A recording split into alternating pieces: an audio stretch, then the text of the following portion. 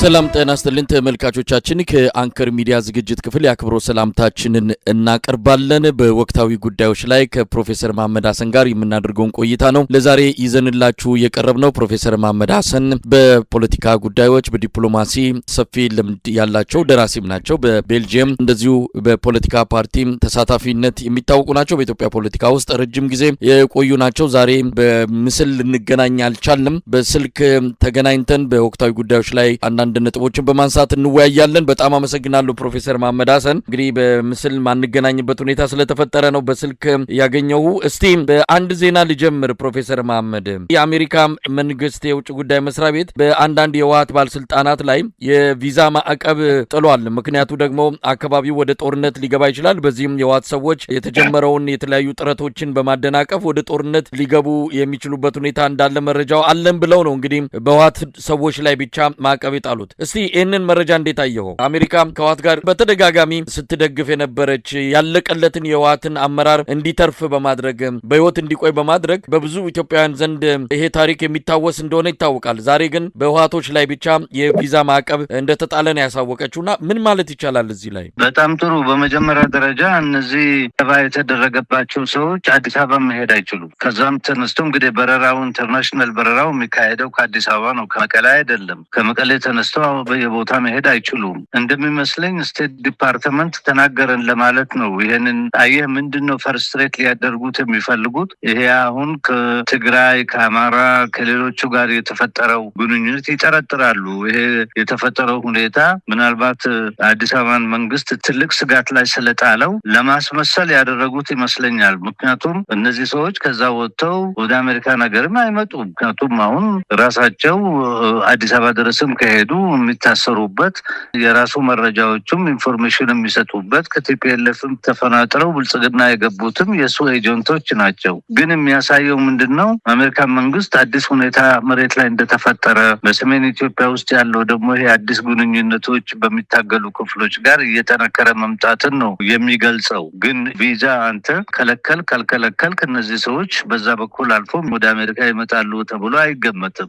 ፕሮፌሰር መሐመድ አሜሪካ ይህንን ማዕቀብ ለምን ጣለች? ሁለት ኃይሎች ናቸው ጦርነት ውስጥ ሊገቡ የሚችሉት። በአብይ አህመድ በኩልም በቅርቡ ትንኮሳ እንደነበረ ይታወሳል። የድሮን ጥቃት በሽራሮ አካባቢ በሚገኘው የቲዲኤፍ ጣቢያ ላይ ተፈጽሞ ጉዳት እንደደረሰ የሚታወስ ነው። ስለዚህ ትንኮሳም ከሆነ ጦርነት መፈለግም ከሆነ በተደጋጋሚ የአብይ አህመድ ጀነራሎች ናቸው እንዲህ አይነቱን ነገር ሲያደርጉ የነበሩትና ህወሓትን ነጥሎ ለብቻ አሜሪካ እንዲህ አይነት እርምጃ የወሰደችው የተለየ ነገር አለ ወይ? ምክንያቱም በአሜሪካና በህወሓት መሀል የተለየ ግንኙነት አለ ተብሎ ሲገለጽ ነበርና ዛሬ ምን ተገልብጦ ምን ተቀይሮ ነው አሜሪካ ነጥላ ህወሓት ላይ ብቻ ማዕቀብ ለመጣል የወሰነችው?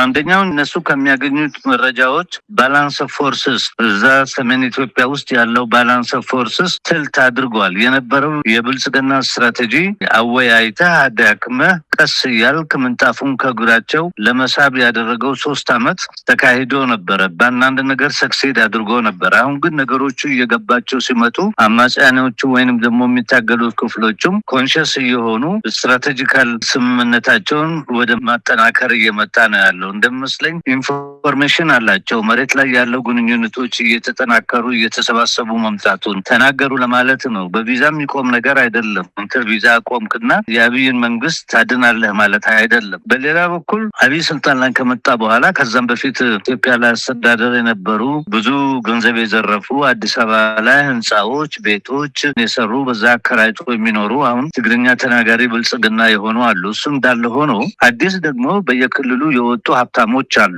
አብይ ከመጣ ጀምሮ በ8 አመት ውስጥ እነሱንም ሰብስቦ ንብረታችሁን ሉስ ታረጋላችሁ፣ በክልላችሁም ቢሆን ይሄንን ጽምዶ የሚባለውንና እነዚህ ከሰሜን አየ መጀመሪያ ሰሜኖቹ ተስማሙበት የሚል ነበር አጀንዳው። አሁን ከሰሜንም አልፎ አብዛኛውን ኢትዮጵያኖችን የሚያቅፍ የኢኮኖሚ ሁኔታውን ህዝቡን ያሰቃየ ሀገሪቷን በጣም እየተጎሳቆለች መጥፎ አደገኛ መንገድ ላይ የገባች መሆኑን የሚገነዘቡ ክፍሎች አሉ። እዚህ አውሮፓ ውስጥ የምትሰማው ከውጭ ጉዳይ ሚኒስትሮቻቸው ኦፊሻሊ ባይጽፉም ከዚህ በፊት ባስቀመጡት ኮሚቴ ዛሬ 2 አመት ተኩል ኢትዮጵያን ከራሷ ማዳን በሚለው ላይ በሚያደርጉት ዲስከሽን ስርዓቱ አዲስ አበባ ውስጥ ያለው አልቆለታል፣ ጦርም የለውም፣ ጦሩ እየፈራረሰ ምን እያለ እነዚህ አማጽያኖቹም እየበሰሉ አንድ ጠረጴዛ ላይ ሆኖ መነጋገር ጀምረዋል የሚል የራሳቸው ኢንፎርሜሽን አላቸው። እንደውም እየተገናኙ በሊደርሺፕ ደረጃ ይነጋገራሉ የሚል እምነት አላቸው። እኔ ብራሰልስ ያለው አንድ አምባሳደር የነበረ ከዚህ በፊት ኮንጎ ላይና ስፔሻሊስት የሆኑ እንዳጫወተኝ አይ የዚህ ሰው የጊዜ አክትሟል የሚጫወተው ጫወታ የመሰለው እሱ በመጀመሪያ ያስቀመጠው ሰሜኖች እንዳይመጡብኝ በተቻለ መጠን የትራንግለር የሚባል ፖሊሲ ያስቀምጦ ነበር። ምንድነው? በተቻለ መጠን አማራና የትግራይ ሰዎች እንዳይነጋገሩ በዚህ በሁለቱ መካከል ያለው በአማራና በትግራይ መካከል ውዝግብ ያለውን እሱን እጠቀማለሁ ብሎ እንደ ካርድ ይዞት ነበር። ይሄኛው አንደኛው ክፍል ነው። ሁለተኛው ካርድ እሱ ይሄ ትራንጉላር የሚል ፖሊሲ ነበር። አንደኛ በተቻለ መጠን በሉፋኖችና የትግራይ ሰዎች እንዳይነጋገሩ የመሬት ጥያቄ በመካከላቸው ስላለ በምንም እኩል ሊነጋገሩ አይችሉም። ይሄ ደግሞ አካባቢን ካርድ አንዴ ስፈልግ ሪፈረንደም አደርጋለሁ፣ አንዴ ስፈልግ ለትግራይ ሰጣለሁ፣ አንዴ ስፈልግ ለአማራ ሰጣለሁ ብዬ እንደዚህ ያደናበርኳቸው መሄድ እፈልጋለሁ ብሎ ለሁለት ዓመት ተኩል በዛ ካርድ ላይ ሲጫወት ነበር። አሁን ያ ካርድ ተቃጠለና ያው እንደምትገኝም ድሮን እየተጠቀመ ትግራይንም መደብደብ ጀመረ። ትግራይ ውስጥም የነበረው ሁኔታ እሱ የፕሪቶሪያ አግሪመንቱን አሜሪካኖች የጻፉትም ጠፍቶ ነገሮች እየተቀላበሰ የትግራይም አመራሮች አሁን ነገር እየገባቸው ከወንድሞቻቸው ከአማራም ከለም ጋር መነጋገር ጀምረዋል። ከዛም በላይ ነው እነዚህ ከተዋሃዱ ስርዓቱን ይጥላሉ የሚል የማንኛውም የምዕራቡ ሰዎች ይሄም አምባሳደሩ እንደነገረኝ ይሄ ሰውዬ ጊዜው ረጅም አይደለም እነሱ ናቸው ከተጠናከሩበትና አንድ አይነት ዩናይትድ ፍሮንት ከፈጠሩ ቀጥታ አዲስ አበባ ድረስ ሊገቡለት ይችላሉ የሚል ጥርጣሬ አለ። አሜሪካኖቹ ካልፈለጉት ይሄንን ስርዓት ምዕራባውያን ሀገራትና አውሮፓም ጭምር ይሄ ስርዓት በስልጣን እንዲቆይ የማይፈልጉ ከሆነ አሁን እነዚህ ተባብረው ቢመጡ እንደ አማራጭ ኃይል አይተው ማገዝ እንጂ የሚገባቸው አብይ አህመድን እድሜ የሚሰጠውን እንዲህ አይነቱን እርምጃ በእርግጥ እርምጃው ምን ያህል ተጽዕኖ ይፈጥራል የቪዛ ማዕቀቡ በሂደት የሚታይ ነው። ብዙም ትርጉም ያለው ሊሆን እንደማይችል ይታመናል። ብዙዎችም ፖለቲካ ተንታኞች ይህንን እየገለጹ ነው ያሉት። ተጨማሪ ማዕቀብ ይህን ተከትሎ የሚመጣ ሌላ ማዕቀብ ከሌለ በስተቀር በጉዞ በቪዛ ማዕቀብ የሚመጣ ምንም አይነት ለውጥ የለም የሚል ነው። ግን ካልፈለጉ ለምንድን ነው ታዲያ በዚህ መልኩ በጎንም ቢሆን እንዲህ አይነት ለአብይ አህመድ እድሜ የሚሰጠው እርምጃን መውሰድ የፈለጉት? አይ እነሱ ግምገማቸው አብይ አህመድ አክትሞለታል የሚል ነው። ምክንያቱም መሬት ላይ ጦርም የለውም፣ ኢኮኖሚው ማፈርድም ይበልቷል። የእነዚህን ሰዎች ደግሞ ወደ አዲስ አበባ ካመሩ ሊያቆማቸው አይችልም የሚል ግምገማ መጥቷል። ብልጽግና ተዳክሟል እና ኦልተርናቲቭ ምንድን ነው ሲባል ይሄ ሰሜን ኢትዮጵያ ውስጥ አሁን እየተቀራረበ እየተናበበ የሚሄደው ክፍል ነው። ማይክሮስኮፕሊ ሲያዩት ይህ ስርዓት ለብዙ ጊዜ ሊቆይ አይችልም። ሰሜኑ ይመጡብናል የሚሉት ተዋህደው አንድ ላይ የሆኑ ለራሳቸው ህልውና ለወደፊት ለሀገሪቷ ህልውና እየተደራጁ መሆናቸውን ይሄ የእንግሊዝም መረጃ ያውቀዋል፣ አውሮፓኖችም ያውቃሉ። አዲስ አበባ ላይ ያለው ስርዓት ዝም ብሎ ከንቲባ ነው እንጂ ብዙ ሮል ሊኖረው አይችልም። ስለዚህ ምናልባት እንግዲህ እኛ ያለንበትም ማክሲመም የምናደርገው ይሄንን ነው። ቪዛ እናክላቸዋለን። የቪዛ ጉዳይ አይደለም። እነዚህ ስርዓት ላይ የሉም። አሁን ከዛም አልፎ ተርፎ አዲስ አበባ የሚመጡ ሰዎች አይደሉም። ሀገሪቷ ያለችበት ሁኔታ ከፍተኛ መስቀለኛ መንገድ ላይ ስለሆነ ይሄ የሚያሳይህ ምንድነው? ትኩሳቱ በጣም ከፍተኛ ሆኗል። የአዲስ አበባ ላይ ያለው ስርዓት ደግሞ በኤክስትሪምሊ እየተዳከመ አሁን ጥያቄን አግኝተው ከሆነ ፕሮፌሰር መሐመድ ታዲያ ለምን አብይን የሚደግፍ ወይም ደግሞ ለአብይ እድሜ ሊሰጥ የሚችል አሁን በዚህ እድሜ ያገኛል ማለት ሳይሆን ነገር ግን አቋማቸው ያ የሚመጣውን ኃይል ላይ ተጽዕኖ ጫና መፍጠር ለምን ፈለጉ? ታዲያ አብይን ካልፈለጉት በተለያየ መንገድ ከቦታው ዞር እንዲል ማድረግ ነው እንጂ ያለባቸው በእንደዚህ አይነት እርምጃዎች ሌሎች ኃይሎች ላይ ተጽዕኖና ጫና መፍጠር ለምን አስፈለገ ታዲያ ነው? እኮ ሚኒመም ጫና ነው። ፔፐር ታይገር ማለት ትችላለህ። ወረቀት የሚፈክር ወረቀት ነው። ቪዛ እንሰጥም ሲሉ ቪዛ የጠየቃቸውም የለም፣ ወደ እነሱ የሚመጣው ነገር የለም። መሬት ላይ ያለው የኃይል አስተላለፍ ነው ዲተርማይን የሚያደርገው። ግን የሚያሳይህ ምንድነው? ራሱ የውጭ ጉዳይ ሚኒስትር ቀን ሲያወጣ የሚያሳየው ምንድነው? ኢትዮጵያ ውስጥ ሀገሪቷን የሚቆጣጠር ቴብል የሆነ መንግስት አለመኖሩን ነው የሚያሳየው። ስለዚህ ከጊዜ በኋላ እናየዋለን። እንዳውም ያፋጥነዋል። ሰሜን ላይ ያሉት ፎርሶች በበለጠ እንዲዋሃዱ በበለጠ እንዲናበቡ ያደርገዋል። ሲግናሉ ምንድነው? አዲስ አበባ ላይ ያለው ስርዓት ትንፋሹ እየቀነሰ ሀገሪቷንም ማስተዳደር ያልቻለበት ቦታ ነው። ምናልባት እንግዲህ የቪዛ ነገር ዝም ብሎ ሲምቦሊክ እኛም ከአንተ ጋር ነን ለማለት እንጂ ሌላ ነገር እንግዲህ ከፈለጉ እነሱ ከፍተኛ የሆነ ሳንክሽን ማድረግ ይችሉ ነበር። ቪዛ ወረቀት ላይ የሚለጠፍ ነው። ጠያቂም ክፍል አልነበረም ቪዛ የጠየቃቸው። ስለዚህ የሚመስለኝ ኢንዳይሬክትሊ ሆፕለስነስ ነው የሚያሳየው። መግባባቱ፣ ወጣቱ መገናኘታቸው፣ ሊደርሺፑ መገናኘታቸው፣ ይሄ ሁሉ የሚሰጠው ኤርሊ ዋርኒንጉ ምንድነው? አዲስ አበባ ለውስጥ ያለው ስርዓት አብዛኛውን የኢትዮጵያን ክፍል እየተቆጣጠረ ስላልሆነ ስርዓቱም ቁመናውን በጣም የተዳከመና መጥፎ አደጋ ላይ እየገባ መሆኑን ነው ኢንዳይሬክት የሚገልጹት ያሉት። እኔ አምባሳደር ግን ሳይየው አዲስ አበባ ላይ ያለው ሰውዬ ሂዝ ሊቪንግ ኢን ቦሮውድ ታይም ነው የነገሩኝ። ገንዘብ የማይሰጡትም ካወዳ። ስለዚህ ሀገሪቷ ሊምቦ ውስጥ ገብታለች። በጥቂት ጊዜ ውስጥ ብዙ ነገር ልንሰማ እንችላለን። እንደው ፕሮፌሰር መሐመድ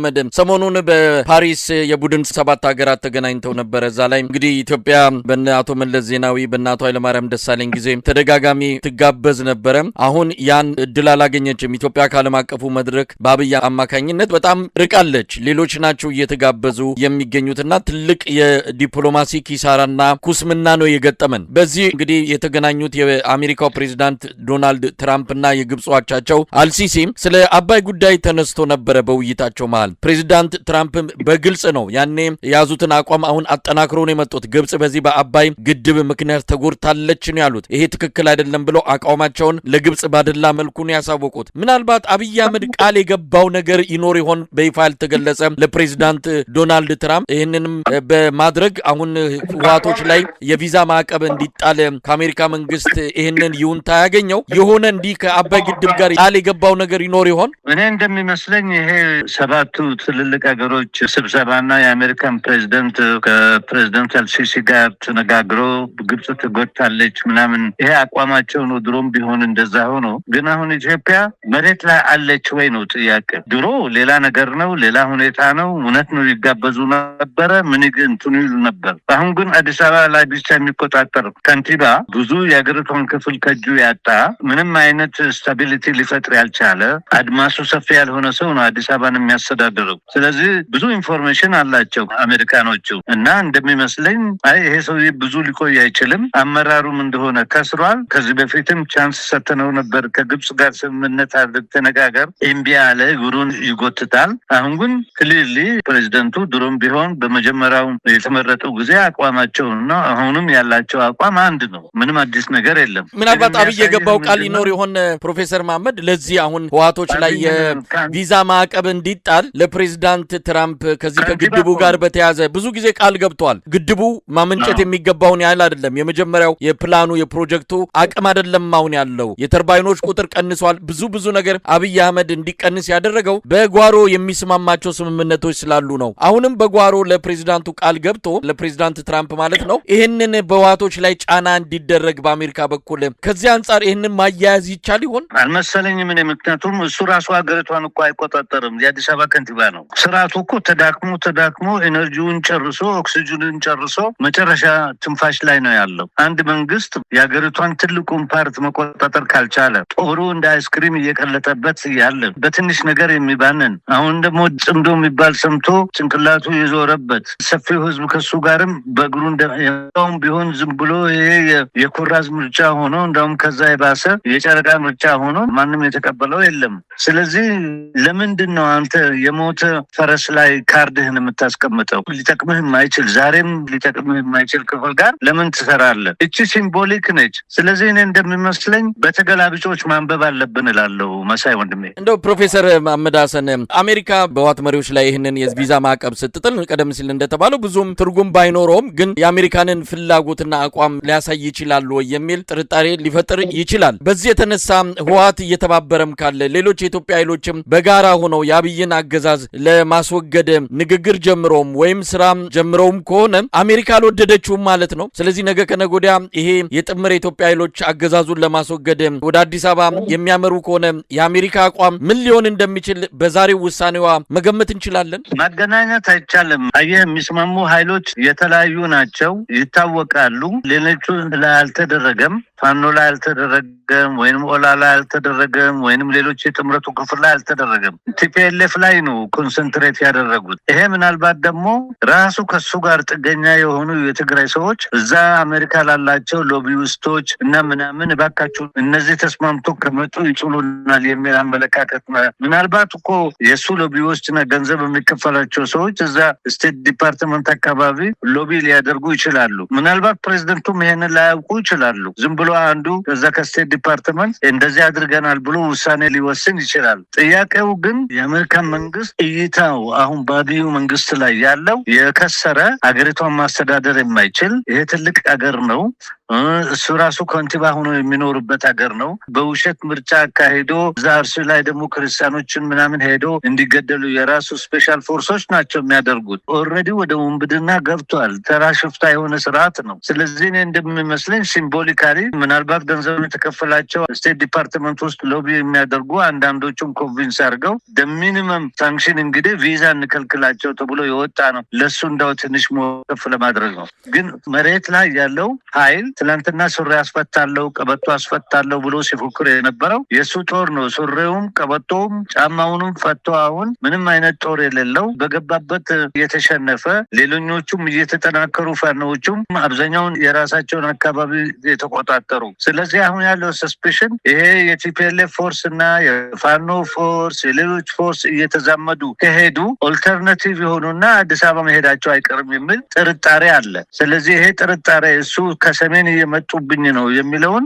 ከትግራይ ጋር ያለውን እንትን ሁሉ ያበላሸው እሱ ነው። ከዛ አልፎ የሚሊተሪ ድሮን ልኮ ሰው የገደለው እሱ ነው። ነገሮች እየተባባሱ ስለመጡበት እሱ እንኳን ምንም አይነት ኢንፍሉዌንስ ሊኖር ከግብጽ ጋርም ከዚህ በፊት ተነጋገር ብሎ ፕሬዚደንቱ በመጀመሪያው ምርጫቸው ላይ አነጋግሮት ነበር። ሰውየው ያንን ቢሆኑ እኮ ያንን አካባቢ አይቆጣጠርም ነበር። አሁን ከእጁ የወጣ አካባቢ ነው። ቆጣጠራለሁ ቢልም የሚሊተሪ አቅሙም የለውም። ስለዚህ በል እንከታተል። ይሄ የመጀመሪያው የአሜሪካን ስቴት ዲፓርትመንት ግለሰቦች ላይ ኮንሰንትሬት አድርጉ። የስም ዝርዝርም አላወጡም። ዝም ብሎ ነው በደፈና የተቀመጠ ነው እና መንግስታት አንዳንድ ጊዜ የሚጫወቱበት ካርድ ነው እና ይሄ የሚያሳየኝ አዲስ አበባ ላይ ያለው ስርዓት እየተንኮታኮተ ከፍተኛ ችግር ላይ እንደወደቀ ነው የሚያሳየው። ጦርነት የማይቀር ነው የሚል ነገር እየሰማን ነው። የሰሞኑ የኦሉሴጉን ኦባሳንጆ ወደ መቀሌ ማምራት ደቡብ አፍሪካ ህብረት በሚል ተገለጸ እንጂ አብይ በቀጥታ እንደላካቸው አንዱ ሽምግልና ነው። ምናልባትም መደለል ሁሉ ያለበት ህወሓቶችን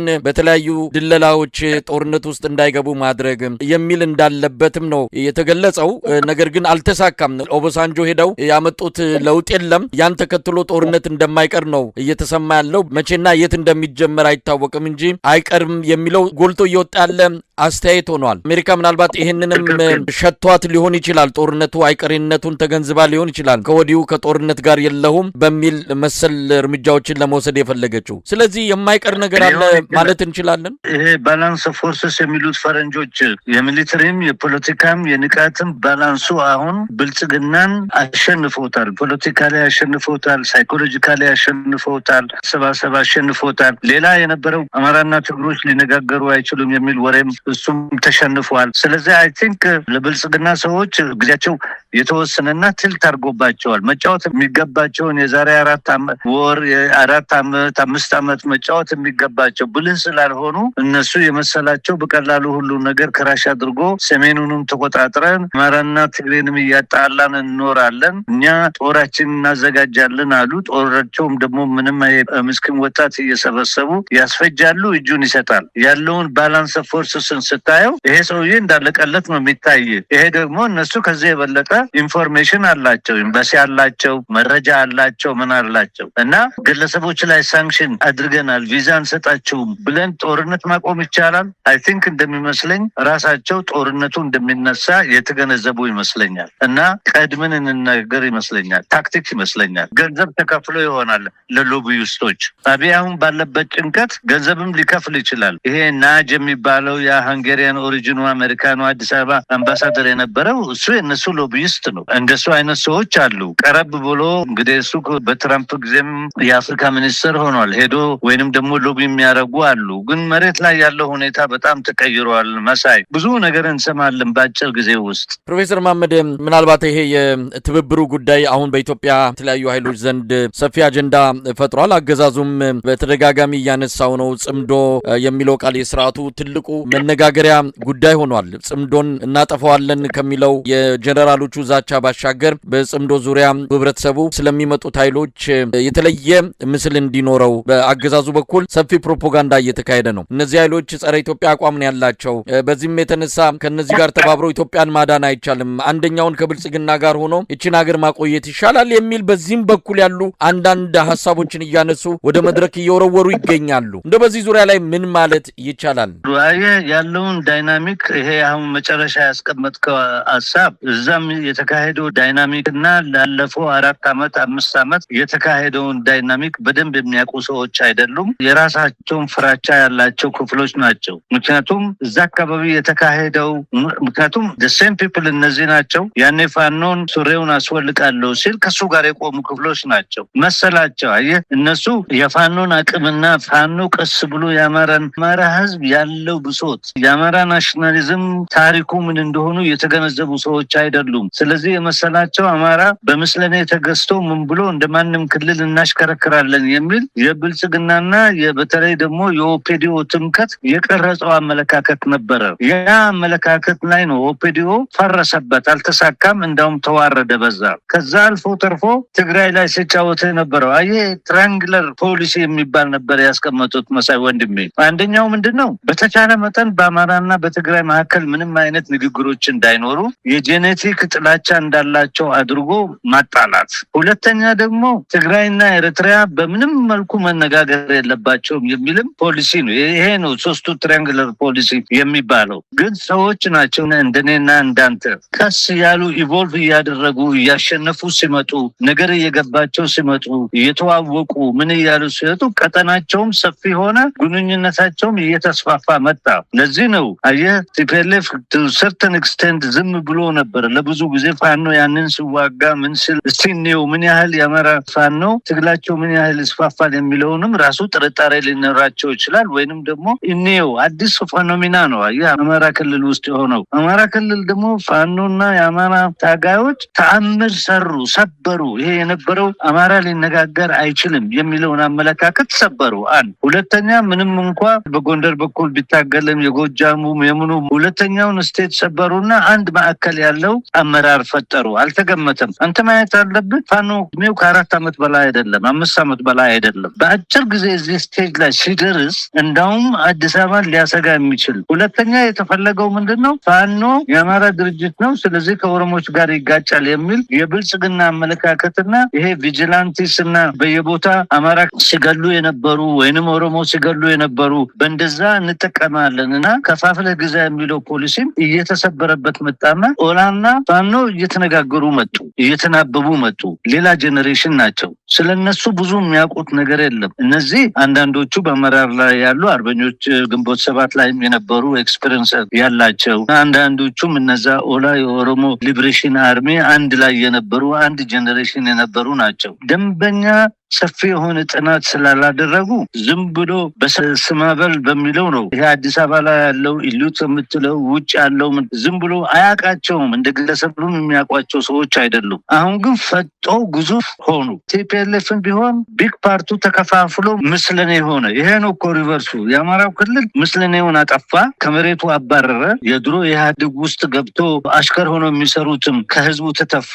የፋኖ ጦር እየተጠናከረ የአማራ ህዝብ እየነቃ ሲመጣ ባላንሱን ቀየረው። ቲፒኤልኤፍ ከፕሪቶሪያ ጀምሮ ፕሪቶሪያ እያሉ ይሄ ትንሹ ድንክዬ ፈረንጁ የጻፈውን በጣም አምነው ነበር። ብልጽግና ደግሞ ቀስ ብሎ ከትግራይ ሰዎች እየሰረቅን ወደ ራሳችን አቅርበን መደብ ጥቅማቸው አዲስ አበባ ላይ ባላቸው ንብረት ራሱን የቻለ የትግራይ ብልጽግና ፓርቲ እናቋቁማለን የሚል ስትራቴጂ ያስቀመጡ። ይሄንንም ያስቀመጡት ራሱ ከፍተኛ ባለስልጣናት የትግራይ የነበሩ ሰዎች ናቸው እና ተጠቃለው ብልጽግና ውስጥ ገቡ። ስለዚህ የተፈለገው ምንድነው ወያኔንም በጣም አዳክመህ ከፋፍለሃቸው ፈስ ብለህ የራስህን ጦር እስከ ጠረፍ ድረስ ማምጣት ነው። ሌላው ስትራቴጂ ምንድነው ትግራይና ኤርትራ በምንም መልኩ መነጋገር የለባቸውም፣ መጋረጃ ማስቀመጥ አለብን። ያንን ካደረግን እኛ አዲስ አበባ ላይ ያለነው ይሄ የኦሮሞ ብልጽግና አገሪቷን ለብዙ ጊዜ እናስተዳድራለን የሚል የራሳቸው ህልምና ስትራቴጂ ነበር ያወጡት። ያ ስትራቴጂ እንዳለ የፈረሰው ይሄ ነው ትልቁ እና ፓኒክ ውስጥ የገቡት። ፕሮፌሰር መሐመድ ሀሰን እንደማጠቃለያ የኢትዮጵያ ህዝብ ከዚህ ጥምረት ምንድነው መረዳት ያለበት? ምንስ አቋም ይዞ ነው እነዚህን ሰዎች መጠበቅ ያለበት? የኢትዮጵያ ህዝብ ብዙ ነገር አሁን ወዲያ መስማቱ አይቀርም። ነገሮች ከሚሊተሪ ሲቹዌሽን ውጪ ጽምዶ ወደ አራተኛው አምስተኛው ክፍል እየተላለፈ ሲመጣ የሚሊተሪ ሲቹዌሽኑ መሬት ላይ ያለው እየተቀየረ በበለጠ እየተቀየረ ጉልህ የሆነ ይመጣል። ኦፍ ኮርስ ሰዎች ብዙ ጥያቄ ሊጠይቁ ይችላሉ፣ መላምትም ሊመቱ ይችላሉ። ግን ኦፊሻሊ ነገሮች የሚወጡበት ጊዜ አሁን ኦልሞስት እየደረስን ነው ያልነው። በቅርብ ጊዜ ይሄ ምንነቶችና ጽምዶው የት እንደደረሰ መውጣቱ አይቀርም። አመራሩን ወጥቶ መናገሩ አይቀርም። ስለዚህ ጊዜ እንስጣቸው። በስቴጅ ነው እየተሰራ ያለው እና በቅርብ ጊዜ ደግሞ ሌላ አራተኛ ስቴጅ አምስተኛ ስቴጁን እናያለን። በዛን ጊዜ አመራሩ ራሱ መውጣቱ አይቀርም። ይሄ የአሜሪካን ቪዛ ግዳ ራሱ ነገሮች ያጣጥፈዋል። የበለጠ ውህደታቸውን የበለጠ አመለካከታቸውን ክሊር እያደረጉ መውጣት የሚገቡበት ሁኔታ ላይ ይገባሉ። ስለዚህ ይሄ መላምቶች ይሄ ቢሆናል ይሄ ይሆናል የሚለው ሩመስ ነው የሚሆነው እና መጠበቅ ነው ከአመራሩ መጠበቅ እና ሰሞኑን የሚወጡት በተለይ በሚቀጥሉት 2-3 ወር ውስጥ ብዙ ነገሮች ማየት እንችላለን። መሳይ በጣም ነው ማመሰግነው ፕሮፌሰር መሐመድ ሐሰን። እንግዲህ በስልክ ነው ዛሬ ተገናኘነው። ምስል ተገናኝተን ደግሞ በሰፊው ነገሮችን የምንነጋገርበት ያው ቀደም ሲል አንተም እንዳልከው ነገሮች በፍጥነት የሚቀያየሩበት የሚቀጥሉት 2-3 ወራት በኢትዮጵያ ፖለቲካ ውስጥ ብዙ ነገሮች የምናይበት ነው። አብይ አህመድ ሁሉ ነገር አብቅቷል፣ ጫዋታው ተጠናቋል፣ ተመርጫለሁ እንደውም ሰሞኑን እንደተናገረው ከሆነ ለ8ኛው ሀገራዊ ምርጫ ቀብድ እያስያዘ ያለበት ሁኔታ ነው ያለውና መች ተጠናቀቀ ገና ነው የሚለው መልእክት በደንብ ጆሮው ላይ የመጣበት ነው ያለው። ለማንኛውም በሚቀጥሉትም ቀናት እንገናኛለን። በጣም አመሰግናለሁ ፕሮፌሰር መሐመድ። እኔም አመሰግናለሁ ወንድሜ።